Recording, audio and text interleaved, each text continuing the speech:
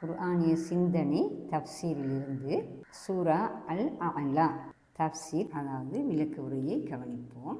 இறை வழிகாட்டலும் அதனை முன்வைத்தலும். அலா மிக உயர்ந்தவன்.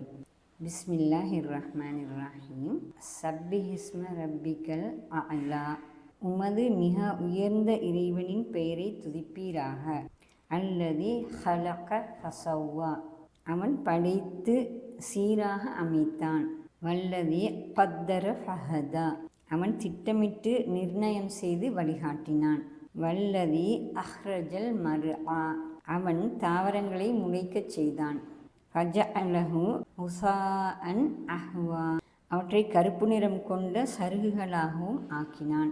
சனுக்ரிஉக ஃபலா தன்ஸா இல்லா மாஷா அல்லாஹு இன்னஹு யஅலமுல் ஜஹ்ர வமா யஹ்ஃபா.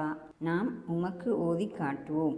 அல்லாஹ் நாடுவதனை அன்றி வேறெதனையும் நீர் மறக்க மாட்டீர். நிச்சயமாக அவன் பகிரங்கமானவற்றையும் மறைந்திருப்பவற்றையும் அறிகிறான். வனயஸ்ஸிருக லில் யுஸ்ரா.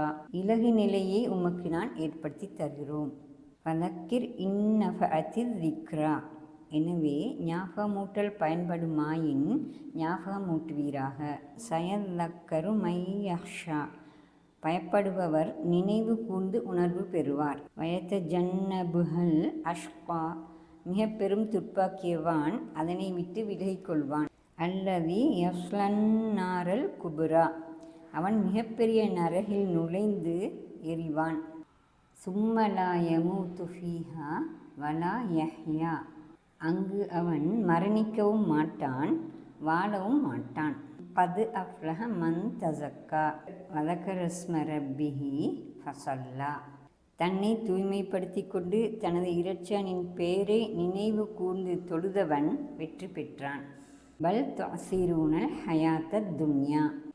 ஆனால் நீங்கள் உலக வாழ்வை மேலாக கொள்கிறீர்கள்.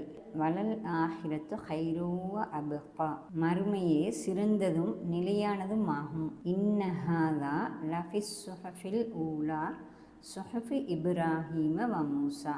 இது நிச்சயமாக ஆரம்பகால வேதங்களில் மூசா இப்ராஹீம் வேதங்களில் காணப்பட்ட விடயமாகும். அறிமுக குறிப்புகள். சூராவை விரிவாக விளக்க முன்னர் சூரா பற்றி சில அறிமுக குறிப்புகளை தருதல் மிக பொருத்தமாக அமையக்கூடும். பெயர். இறைத்தூதர் முஹம்மது ஸல்லல்லாஹு அலைஹி வஸல்லம் அவர்கள் சப்பிஹிஸ்ம ரப்பிக்கல் அலா என இந்த சூராவை அழைத்தார்கள். முஆத் ரலியல்லாஹு அன்ஹு அவர்கள் தொழுகையை நீட்டி தொழுவித்த ஒரு சம்பவத்தின் போது இறைத்தூதர் ஸல்லல்லாஹு அலைஹி வஸல்லம் கூறினார்கள், சப்பிஹிஸ்ம ரப்பிக்கல் அலா வஸ்ஸம்ஸி வல்லுஹாஹா வல்லைலி இதா யஹ்ஷாஹா என்ற சூறாக்களை ஓதி நீர் தொழுவித்திருக்க கூடாதா? ஆதாரம் சஹீஹுல் புகாரி, சஹீஹுல் முஸ்லிம். எனினும் அல் குர்ஆன் விரிவுரையாளர்கள், அல் குர்ஆனை எழுதுவோர்கள் பலரும் இந்த சூறாவுக்கு அல் அலா என்றே பெயரிட்டுள்ளனர். இறங்கிய காலம். இந்த சூறா மிக ஆரம்ப காலத்தில் இறங்கியிருக்கலாம் என்பதனை இந்த சூறாவின் ஆரம்பத்தில் வரும் நாம் உமக்கு ஓதி காட்டுவோம், நீர் மறக்க மாட்டீர் 6வது வசனம் என்ற வசனத்திலிருந்து புரிந்து கொள்ள முடிகிறது. சூரா கியாமாவிலும் சூரா தாஹாவிலும் இதனை ஒத்த வசனங்கள் வருகின்றன. அவை கீழ்வருமாறு. அதனை அவசரமாக மனனம் செய்ய வேண்டும் என்பதற்காக உமது நாவை அசைக்க வேண்டாம். அதனை ஒன்று திரட்டலும் ஓதி காண்பித்தலும் எமது பொறுப்பே ஆகும். நாம் ஓதி வரும்போது அந்த ஓதலை நீர் பின்பற்றுவீராக. சூரா கியாமா 75வது அத்தியாயம் 16 தொடக்கம் 18வது வசனங்கள். அறிவிக்கப்படும் இறை வழிகாட்டல் முழுமையாக நிறைவு பெற முன்னால் குர்ஆனை ஓதி மீட்ட நீர் அவசரப்படாதீர். சூரா தாஹா 20வது அத்தியாயம் 114வது வசனம். இவ்விரு வசனங்களையும் நாம் பார்க்கும் இவ்வசனத்தோடு இணைத்து நோக்கும் போது கருத்து நன்கு தெளிவாகிறது. இறை தூதர் முஹம்மது ஸல்லல்லாஹு அலைஹி வஸல்லம் அவர்களுக்கு இறை வசனங்கள் இறக்கப்படுகின்றன.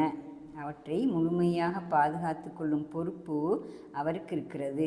இந்நிலையில் இறங்கும் வசனங்கள் தனக்கு மறந்துவிடுமோ என்ற பயம் அவர்களுக்கு இயல்பாகவே ஏற்பட இடமுண்டு. இந்த நிலையில் அல்லாஹ் நீர் மறக்க மாட்டீர் என்ற வாக்குறுதியை இறை தூதர் ஸல்லல்லாஹு அலைஹி வஸல்லம் அவர்களுக்கு அளிக்கிறான். எனினும் இறை தூதர் ஸல்லல்லாஹு அலைஹி வஸல்லம் அவர்களை விட்டு அந்த பயம் நீங்கவில்லை. அல் குர்ஆனை கொண்டு வரும் தூதர் அதனை ஓதி முடித்து தர முன்னரே இறை தூதர் ஸல்லல்லாஹு அலைஹி வஸல்லம் அவர்களும் திருப்பி ஓதிக்கொள்ள முனைகிறார்கள். அல்லாஹ் மீண்டும் 2 முறைகள் அதனை தடுத்து வாக்குறுதியை வலியுறுத்த வேண்டியதாயிற்று. ஓதப்படும் வசனங்களை நான் மறந்து விடுவேனோ என்ற பயம் ஆரம்ப காலத்திலேயே இறை தூதருக்கு இருக்க வேண்டும் என்பது தெளிவு. பின்னர் அல் குர்ஆன் மறந்து போய்விடாத வகையிலேயே தன்னிடம் தரப்படுகிறது என்ற உண்மை இறை தூதர் ஸல்லல்லாஹு அலைஹி வஸல்லம் அவர்களின் மனதில் ஆழ பதிந்து விடுகிறது. இவ்வகையில்தான் இந்த சூரா மிகவும் ஆரம்ப காலத்தில் இறங்கியது என்பது தெளிவாகிறது. அல் குர்ஆனில் 8வது இறங்கிய சூரா இது எனவும் சில அல் குர்ஆன் விரிவுரை ஆசிரியர்கள் வரையறுத்து கூறுகிறார்கள். சூராவின் சிறப்பம்சங்கள். இறை தூதர் முஹம்மது ஸல்லல்லாஹு அலைஹி வஸல்லம் அவர்கள் 2 பெருநாட் தொழுகையின் போதும் வெள்ளிக்கிழமை ஜும்மாவிலும் சப்பிஹிஸ்ம ரப்பிக்கல் அலாவையும் ஹல் அத்தாக்க ஹதீசுல் காசியாவையும் ஓதி வந்தார்கள். சிலபோது பெருநாள் தொழுகையும் வெள்ளிக்கிழமை ஜும்மாவும் ஒரே நாளில் இணைந்து வரும். அப்போது அவ்விரண்டு சூறாக்களையும் ஓதுவார்கள். ஆதாரம் சஹீஹ் முஸ்லிம், சுனன் அபூ தாவூத், திர்மிதி, நசாயி, இப்னு மாஜா. இவ்வாறு இறை தூதர் ஸல்லல்லாஹு அலைஹி வஸல்லம் அவர்கள் இந்த சூறாக்களை மக்கள் பெருந்தொகையாக ஒன்று கூடும் சந்தர்ப்பங்களான ஜும்மா மற்றும் 2 பெருநாட்களின் போது அதிகமாக ஓதி வந்தார்கள். இந்த சூறாக்கள் சிறியனவாகவும் இஸ்லாத்தின் அடிப்படை கருத்துக்கள் சிலவற்றை உள்ளடக்கியதாகவும் அமைந்திருந்தமை இறை தூதர் ஸல்லல்லாஹு அலைஹி வஸல்லம் அவர்கள் அடிக்கடி இந்த சூறாக்களை ஓதி வந்தமைக்கு காரணமாக இருந்திருக்கலாம். சூறாவின் மைய கருத்தும் முன்வைக்கும் சிந்தனையும். இது 19 சின்னஞ்சிறு வசனங்களை கொண்ட ஒரு சிறிய சூறாதான். ஆனால் அது முன்வைக்கும் கருத்துக்களால் ஆழமான சூறா ஆகும். ஒவ்வொரு வசனமுமே கனதியான கருத்துக்களை கொண்டுள்ளமை இங்கு அவதானிக்கத்தக்க உண்மையாகும். சூறாவில் மையம் பெறுவது நம்பிக்கைகள் பற்றிய விளக்கமும் அதனை ஏற்பதாலும் மறுப்பதாலும் உருவாகும் விளைவுகளுமாகும். சூறா தன் ஆரம்ப வசனங்களில் ஏகத்துவத்தையும் இறை வழிகாட்டலையும் விளக்குகிறது.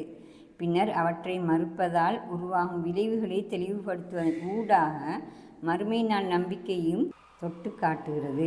இறுதியாக வெற்றிக்கான காரணத்தை சூறா விளக்குகிறது. இந்த உண்மைகள் முன்னைய இறை தூதுகளிலும் விளக்கி கூறப்பட்டன என்ற உறுதிப்படுத்தலோடு சூறா முடிகிறது.